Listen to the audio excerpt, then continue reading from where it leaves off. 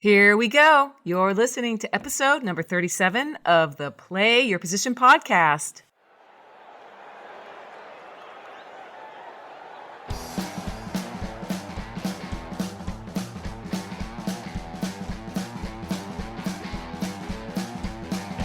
Welcome to the Play Your Position podcast, where your story matters and we make it count. Here's your host, Mary Lou Kaser. Let's get started. Kick off, move the chains, and touchdowns. Welcome to the Play Your Position podcast, where we take amazing conversations straight into the end zone. I'm your host, Mary Lou Kaser, and this is the podcast that features conversations with and about people who show up and play full out each and every day. They are the people you admire: entrepreneurs, writers, artists, musicians, parents, teachers, athletes, adventurers, and their stories give us a glimpse into what it means to be human. My goal for each episode is to introduce you to fascinating new people, new ideas, and inspire you to keep playing full out in your life's work in order to make a difference. As always, details about each episode can be found over on the show notes page at my website, playyourpositionpodcast.com. Hello, everyone. I am super excited about my guest today, Chris Yonker. Chris, are you ready for kickoff? I am.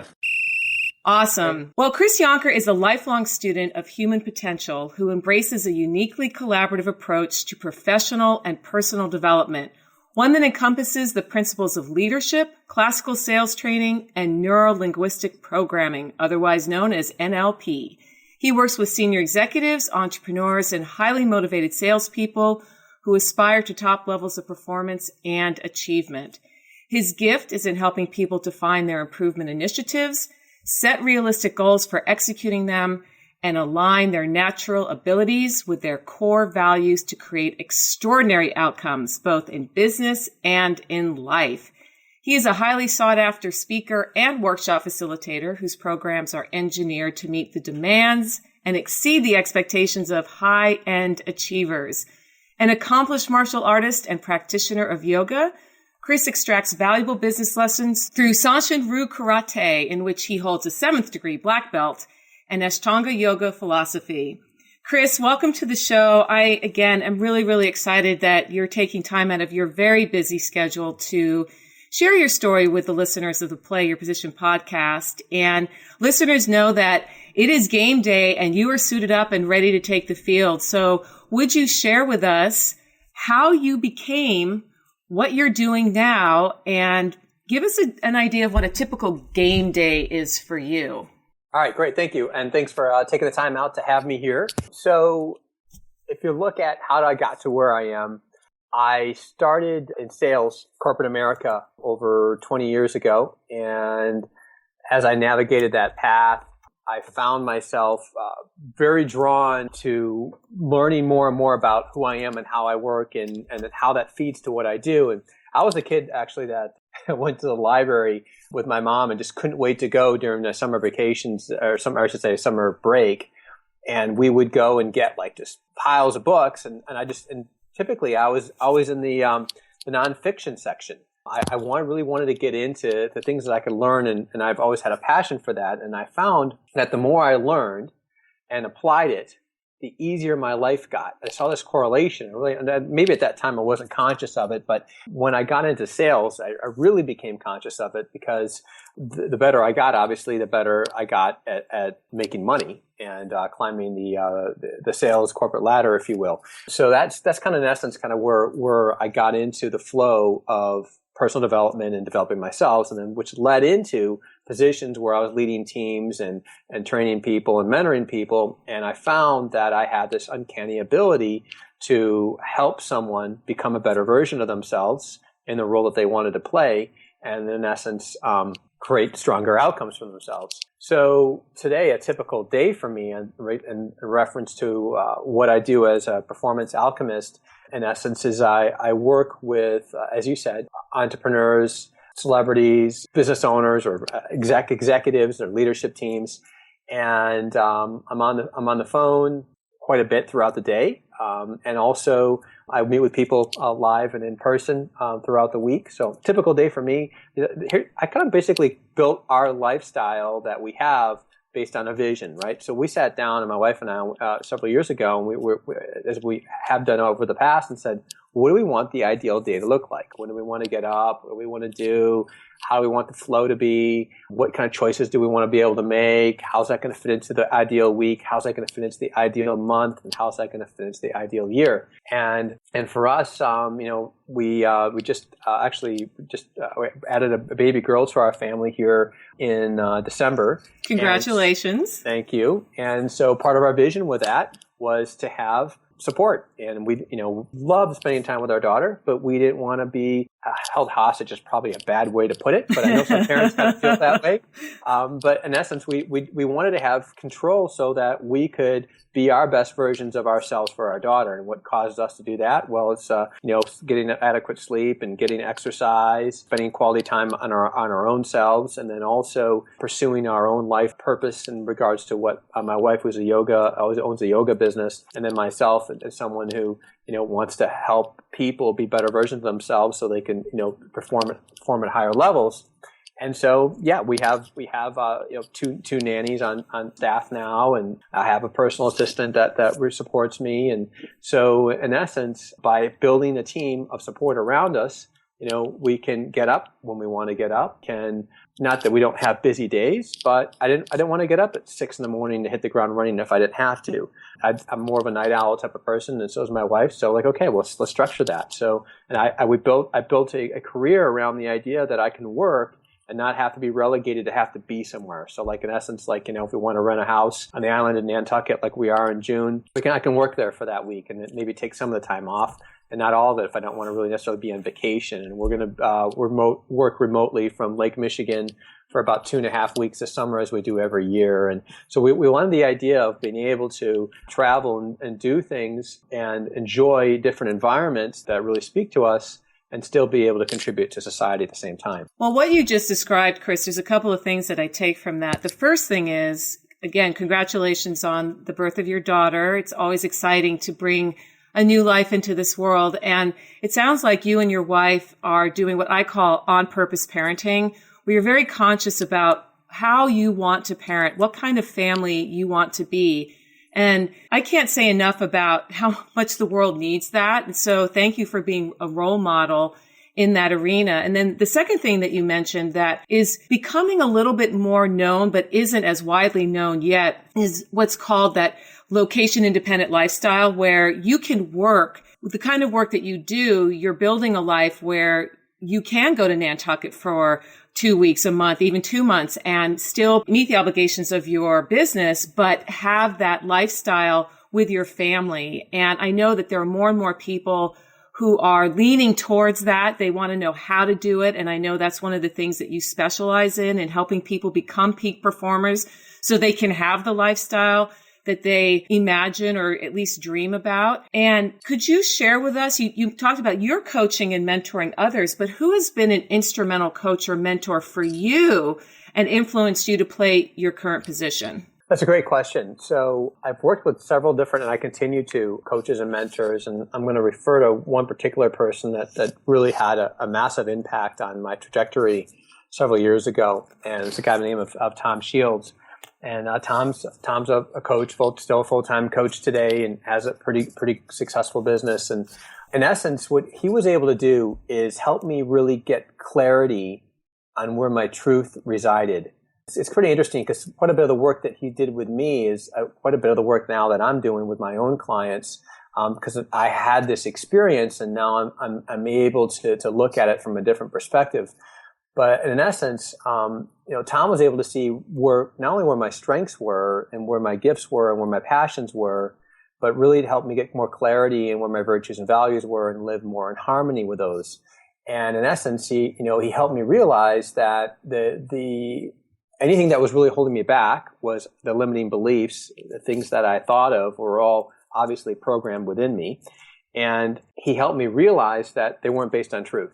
They were just based upon what I had chosen to believe at the time. And once I was able to strip that stuff away and I was able to create new experiences. And then those new experiences obviously led to a new reality that, in essence, negated what I thought was true. An example of that I have used before is my study of Sanshin karate really created an amazing experience for me, because up to that time, I didn't think that I could be successful or have a high level of achievement in much of anything. I started in high school, and my self-esteem was low. Just how I looked at myself wasn't as high as it could be.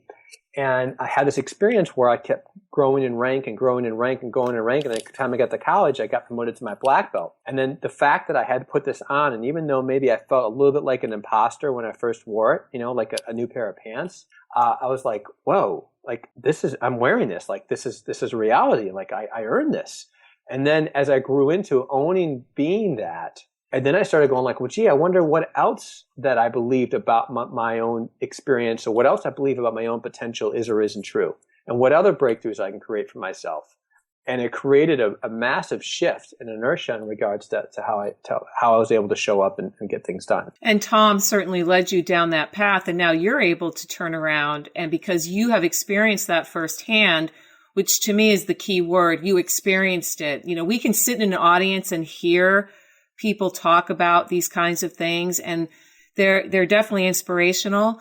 But until you actually do the work like you did and experience that transition from, now wait a minute, this is new. These, like you said, these pants don't quite fit me, right? And then you realize, well, sure they do. I earned this.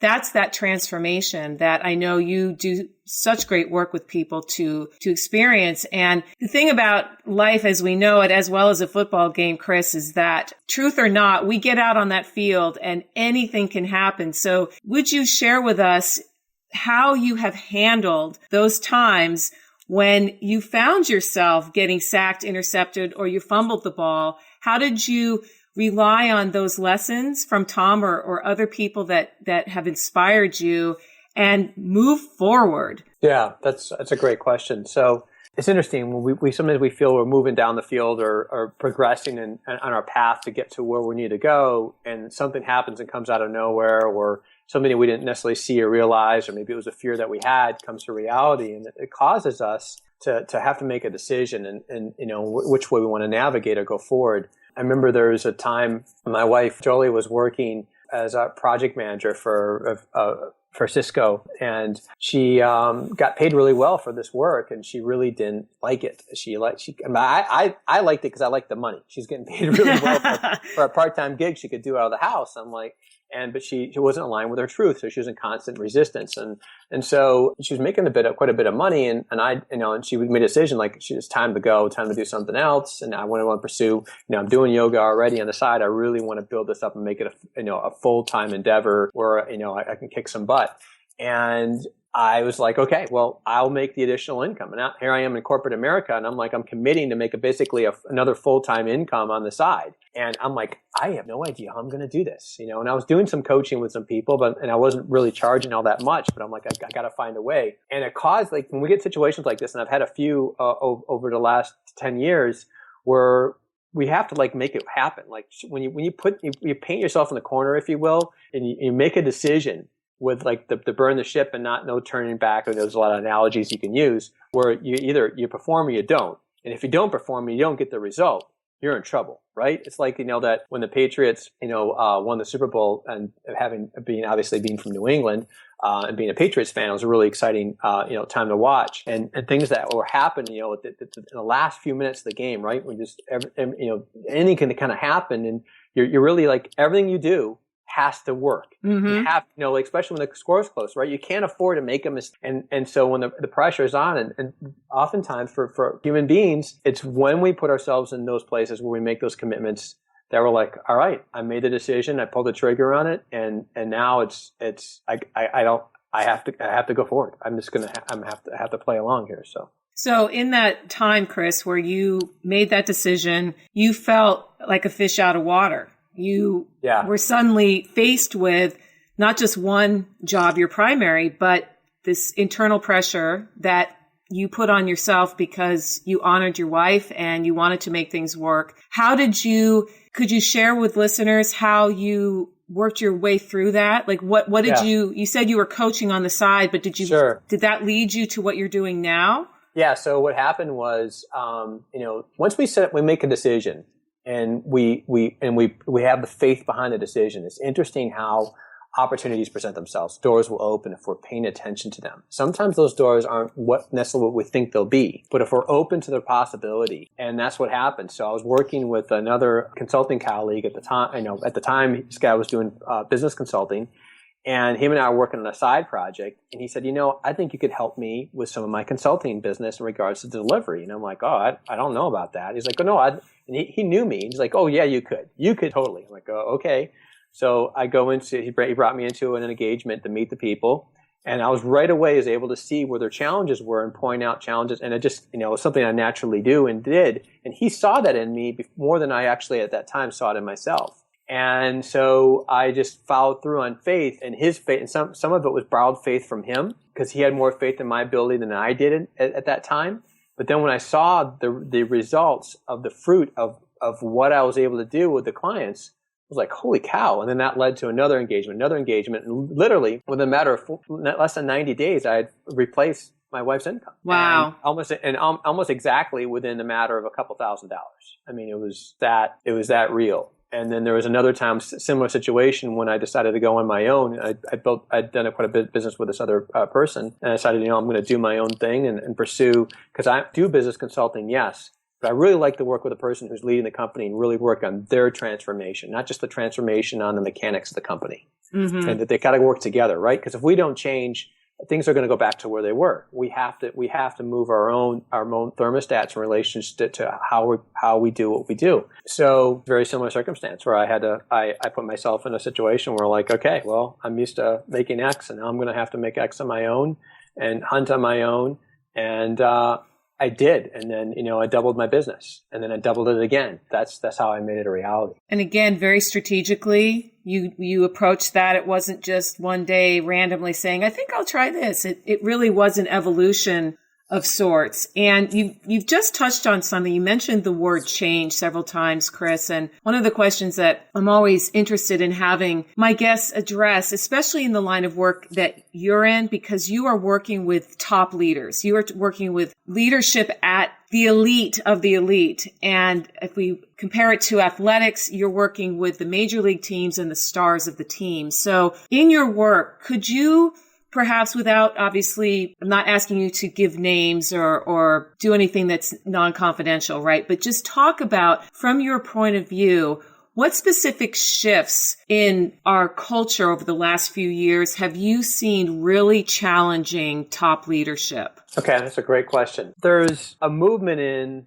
the idea of creating, using finger quotes, no one can see me, but the idea behind a balanced life, or this picture in their mind of what it looks like to have fulfillment or happiness. People I work with typically are, in some are younger, but a lot of cases, people that have been doing what they're doing, they're going to be in a middle-age realm, right? 40s, 50s, and that range, and they've found that. Like they're kind of like looking, they have enough behind them, right? And enough in front of them that they start asking really interesting questions about what do I want, how do I want things to look differently? There is a societal image of like, hey, I want to maximize my life. I want to be filled. I want to have, a lot of great experiences. I want to have a great family dynamic, but I also want to contribute and be successful in what I do and have that. And some cases, they've got two different things in their mind that are pulling them in opposite directions. One is to have significance, make a difference, contribute to society,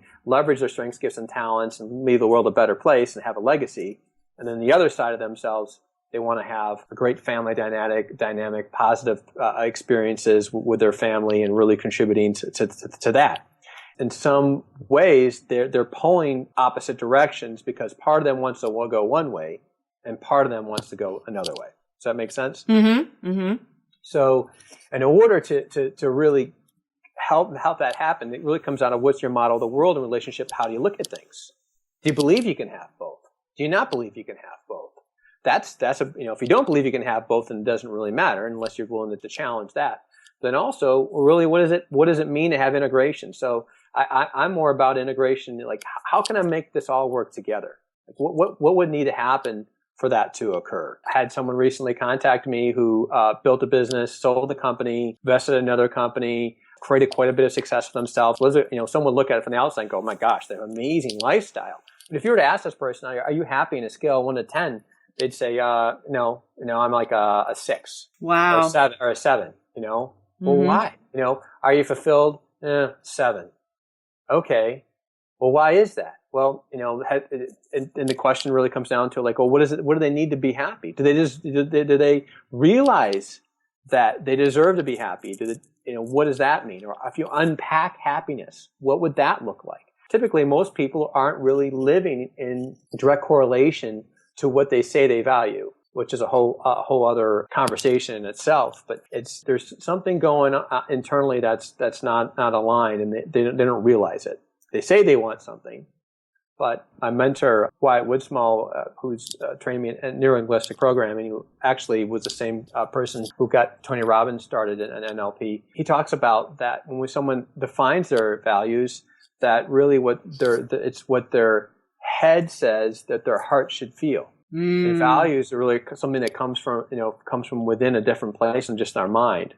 And so I find so many people today that there's something off that's not allowing them to live at peace, or they got that parking brake on somewhere somehow. And it's not they haven't been successful. Most cases they've been massively successful financially. They're massively successful in their businesses, but there's still part of them that's off center. I help them really get congruent with optimizing that, not only the peace of mind and fulfillment, but also I find is that actually they're, by doing these things, which seem counterproductive, they're able to become even more productive, even greater results than they had in the past. That's right. And so listeners, the kind of work that Chris is describing is not something that you can do in 5 minutes. He's talking about a deliberate, again, strategic choice to show up and say, I'm ready, because on my scale of 1 to 10, I'm coming in at a 6 or a 7. Once you recognize that within yourself, then that question comes up is what's next? And again, Chris is the kind of person that can take people into the end zone, which is where we're headed right now, because Chris, you mentioned happiness, and I can't think of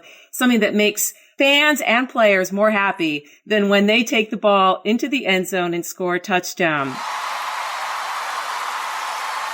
So you are in the red zone and there are less than 30 seconds left on the clock. You are down by 4 points. It's 3rd down and it's now or never. We're going to go to that Patriots game at the end of the Super Bowl that we just had, Super Bowl 49.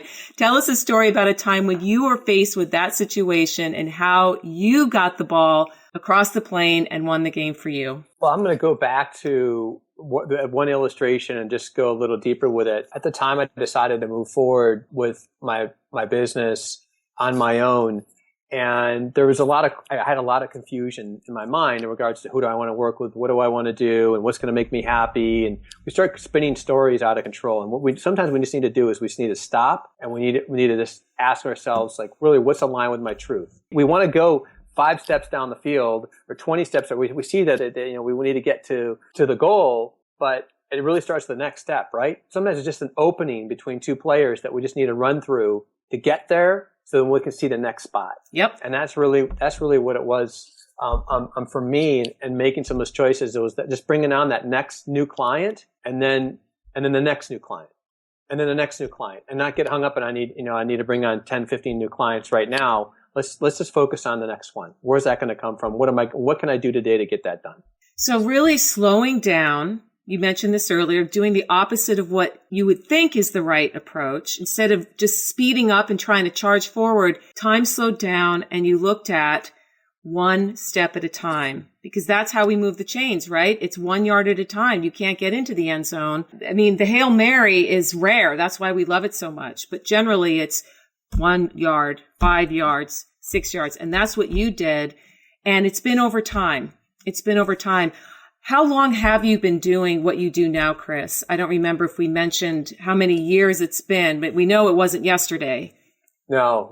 I mean, I've been doing coaching now for over 10 years, consulting now for over 7. and really focused on the arena now for several years that I'm in today. Well, that's fantastic. So you've got a lot of offensive strategies in your playbook that you can share with listeners. And as we wrap things up for today, Chris, I would love for you to share 1 to 3 key offensive strategies that you would offer listeners that you think could really help them move forward, just that one step at a time. What would you recommend? Excellent. All right. So I'm actually going to list out 4 and help people have pen and paper and write these down and re-listen to this.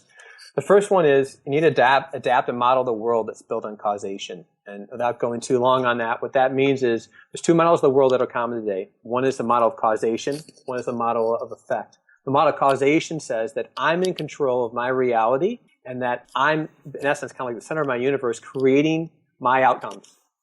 The other one is the line with effect.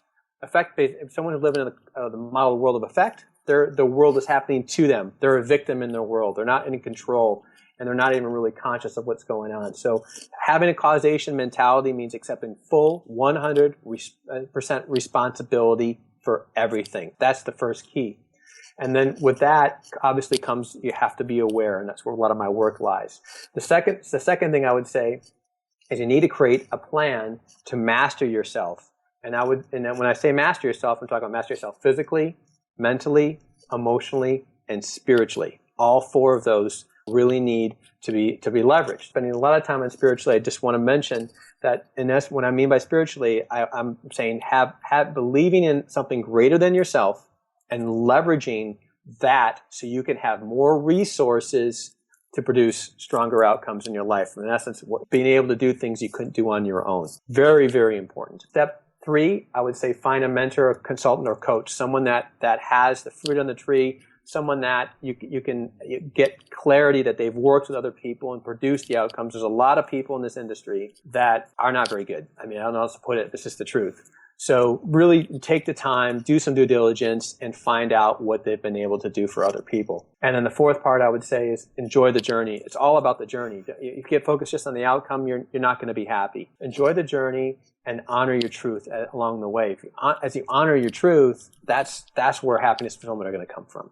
Love all 4 of those. We cannot hear those recommendations enough. I know I can't. And love that you brought up the spiritual piece, because the more that we all have, the more we can give away. That's what that's about. It's not about the me, what can I get for me? It's about being rewarded for the value we bring to the world so that we can give to others. And I know that's what you do. That's what you base your work on, Chris. And for people who are listening today who want to connect with you, who are interested in learning more about where you speak and what kinds of work you can do with people privately and in groups, where can they find more information about Chris Yonker? Great. Feel led to reach out to me. Please email me, chris@chrisyonker.com. That's CHRIS at ChrisYonker.com. Or you can go to my website, which is same spelling, chrisyonker.com. Either or are places that you can access information. You can go to my blog, follow that, sign up for my newsletter, and or just send me an email directly. Fantastic. And listeners, you know, all of what Chris has shared today, his story, the links to his website and his email can be found over at the show notes page at playyourpositionpodcast.com/Chris. And again, that's CHRIS. And Chris, it has been such an honor to have you on the show today. Thank you for sharing your personal journey as well as your personal philosophy with us today. Again, we cannot hear this enough. We are coming into a time when taking control of your life so that you can do more in the world is really here. The time is here. I'm just feeling very honored to have you on that journey side by side. Thank you, Mary Lou. Thanks for doing this. Appreciate it so much. Hey team, did you know that one of the fastest ways to boost your credibility in the marketplace is with a book? That published authors have a far greater chance to land speaking gigs, charge higher fees, not to mention getting bragging rights and making a lifelong dream come true? These days, the barriers to getting a book written and published have pretty much disappeared, with on-demand publishing platforms like Amazon's Kindle and CreateSpace making it super easy. I know, I've written 3 of my own and I'm working on my 4th. The truth is, despite how easy it is to get published today, there are still a lot of minefields to step through on the way to getting that first box of books delivered to your house. That's why, for a limited time, I am offering an exclusive opportunity for listeners of the Play Your Position podcast to connect with me privately and discuss your book project. If this sounds like you, head on over to playyourpositionpodcast.com/book and follow the instructions on the page. Again, that's playyourpositionpodcast.com/book. See you there. Thanks for listening to the Play Your Position podcast, where your story matters and we make it count at MaryLouKaiser.com.